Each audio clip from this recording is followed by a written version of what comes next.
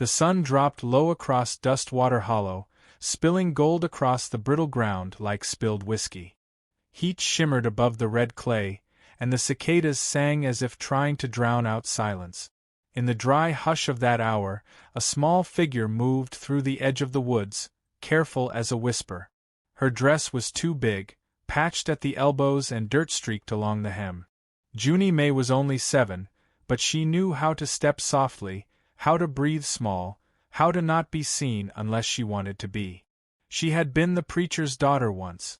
But when the fever came and took the whole congregation, her father last of all, the church stopped belonging to God and started belonging to ghosts. Folks fed her out of guilt more than kindness. They let her sweep steps, carry laundry, and fetch water from the dry well, but none claimed her. Her bed was a pallet in the vestry's woodroom, her name whispered like a burden. That afternoon, she'd wandered into the woods looking for berries. The late summer had given up the last of its fruit, and her basket was mostly leaves and hope. That's when she saw her, half hidden beneath a sweep of sagebrush. A girl not much older than herself, skin bronze like a sun-warmed stone, hair braided but tangled at the ends. One leg was bent wrong, a snare wound tight around her ankle, dried blood seeping into her moccasin. Junie froze. The girl wasn't dead, her chest rose and fell in shallow rhythm, but her lips were cracked and her arms trembled. Their eyes met. Not a word passed between them. Just breath and dust. Then Junie did what no one in town would have done for her. She dropped to her knees and touched the girl's hand. It was warm, clammy. The girl tried to speak, but the words fell apart on her tongue. Junie saw the trap then, an old iron toothjaw, likely set for coyotes or worse. Her little fingers worked at the rusted hinge, wincing when it snapped back with a shriek. The girl whimpered once, then went still. Junie didn't ask where she'd come from. She didn't ask why. There'd be time for stories later, if later came. She wrapped the girl's foot in the torn apron she'd been wearing and helped her lean on her shoulder. Together they staggered through the trees, dusk settling like ash on their backs.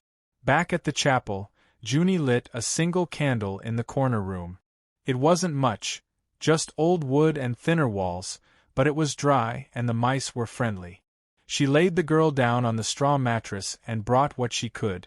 A crust of bread, a dented tin of rainwater, and a few drops of whiskey she'd stolen from the sheriff's flask the day before. The girl didn't eat, just sipped water and closed her eyes, wincing with each breath. Junie cleaned the wound best she could, washing it with the rag she used to scrub pews.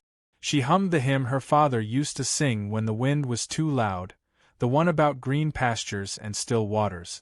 She didn't know what it meant anymore, but it calmed her hands. By morning, the candle had burned to its base, and Junie had drifted into a half-sleep beside the bedroll. The girl stirred just once and whispered something soft, foreign syllables shaped like wind. Junie didn't understand, but she held the girl's hand until sleep took them both. At dawn, the trouble came.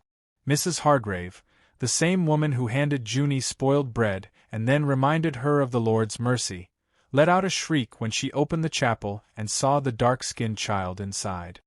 Her voice cracked like a whip through the morning air, summoning half the town before the sun had risen proper. The sheriff came with his boots still unlaced, shotgun slung over one shoulder. He didn't ask questions. He dragged Luda by the arm, limp and dazed, and shoved Junie back so hard she hit the altar rail. The preacher's replacement, a man too fat for his collar, called them blasphemy in God's house. Junie stood, nose bleeding, fists trembling. She was hurt, she whispered. I didn't want her to die. The townsfolk muttered. A few averted their eyes, but most watched with narrowed stares, as if Junie had brought sin down from the hills with her. Luda said nothing. She stared at the floor, face blank, one braid unraveling down her shoulder. The sheriff spat on the floor. Don't matter how she got here. Ain't no place for red bloods in town. She can crawl back to where she came from. They pushed the girls out into the street, dust kicking up around their bare feet. Junie grabbed Luda's hand. She didn't care who saw. If this girl was poison, then so was she. That night they hid behind the tannery, curled under a broken wagon, sharing the last of the bread. The town had gone quiet. Lights in windows, laughter from saloons. Life continuing without them. Junie pressed the apron tighter around Luda's ankle. "You got a name?" she asked finally. The girl hesitated. "Luda," she said, voice raspy. Junie smiled, just barely. "I'm Junie." Luda blinked slowly. "You not scared?" Junie didn't answer right away. The sky was bruising purple now, stars peeking through like old secrets. Somewhere, a wolf howled low. "They forgot me already," Junie said. "Don't reckon I belong here no more than you." Silence stretched between them, but it was a softer kind. Luda leaned her head back against the wagon wheel, eyes fluttering shut. Junie sat close, her shoulder touching hers. Two outcasts under splintered wood, bound not by blood, but something older, something forged in rejection and small mercies. At dawn, Junie was the first to hear it, a distant, rhythmic thunder that made her chest vibrate. She sat up, heart thudding. Across the ridge, dust rose like smoke from the earth. Figures emerged. Dozens. No, hundreds. Horses in formation, their riders cloaked in silence. War paint on their faces, spears strapped to backs, eyes trained on the town below. Junie's breath caught in her throat. Luda opened her eyes. Her face changed, not in fear, but recognition. "Family," she whispered. Junie gripped her hand. The town had cast them out. But something was coming. Something big enough to rattle every porch board and pew in Dustwater Hollow. And Junie, the preacher's forgotten daughter, would no longer be invisible. Hooves thundered across the hard-packed earth like a storm made of bone and fury. Dustwater Hollow was not built for such noise. It was a town of low voices, sideways glances, and judgments passed in whispers. Now, as the riders poured down from the ridge in waves, braids trailing, war paint bright, horses sleek and solemn, the people stood still, as if movement might make them targets. Junie May didn't hide. She stood in front of the wagon where she and Luda had slept, clutching the other girl's hand so tight her knuckles whitened. The two of them looked impossibly small beneath the shadow of 300 riders, but they didn't step back. Not when the first horse halted before them. Not even when the warrior dismounted and approached with a stare that could crack stone. He was tall, taller than anyone Junie had ever seen, with skin like old copper and eyes like the stillness of a pond before a storm. Black feathers laced his hair, and his chest bore the paint of mourning. He knelt before Luda, cupped her bruised face in both hands, and pressed his forehead to hers. A breath passed between them, wordless and deep. Then he turned to Junie. "You saved my daughter," he said, voice gravel and wind. Junie blinked. She was hurt. He studied her. Not with suspicion, something else. Something closer to sorrow. "You are only a child." So's she. Behind him, the other warriors dismounted, surrounding the town square without lifting a single weapon. Still, the sheriff shoved through the growing crowd, rifle in hand, boots pounding in defiance. He stopped short when he saw the girl he'd thrown into the dust standing beside the chief's daughter. And he flinched when she didn't look away. "You need to take your people and leave," he barked, though his voice cracked. "This is a peaceful town." The chief rose. "You call this peace? My child was hunted like an animal, left to bleed. And yet it was your orphan who gave her kindness. She had no right bringing her into that church," the preacher started.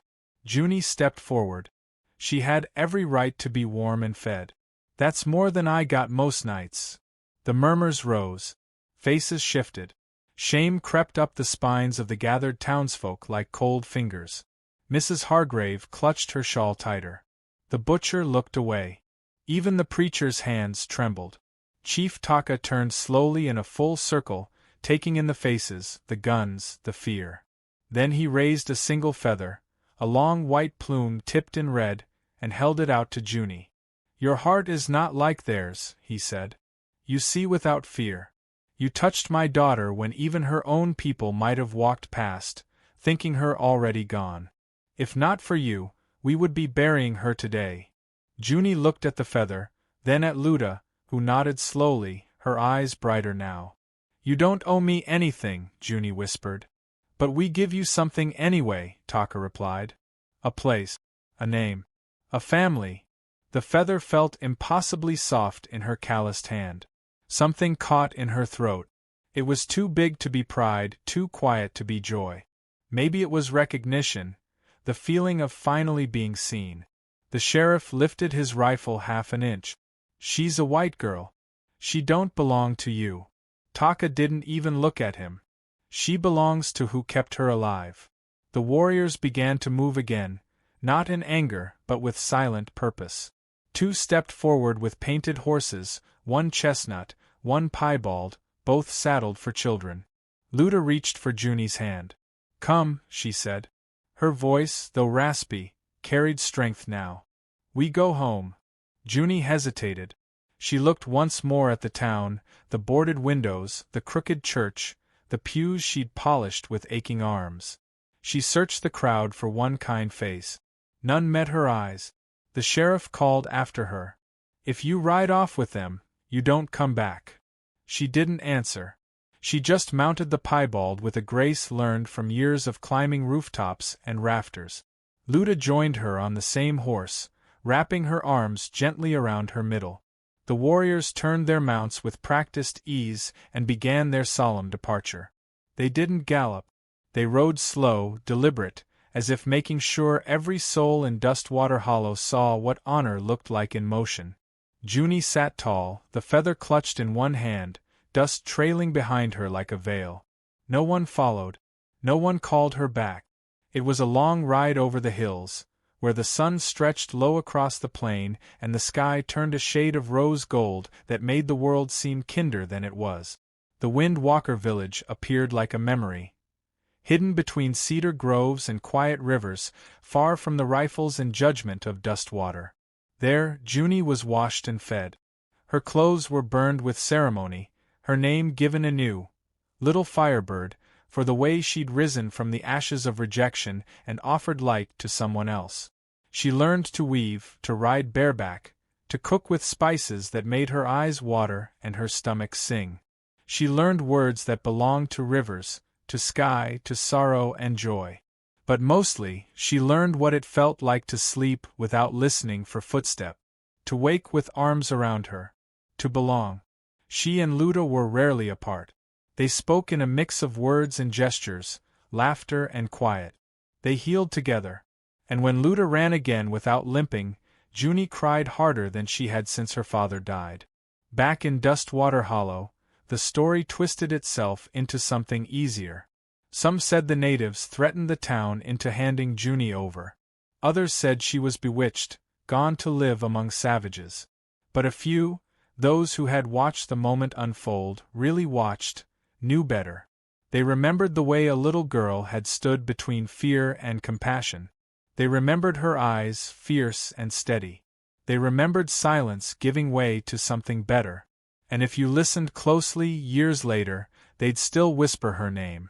Sometimes the smallest hands carry the greatest weight. Sometimes a single act of kindness ripples wide enough to shift the course of a village, a tribe, a life.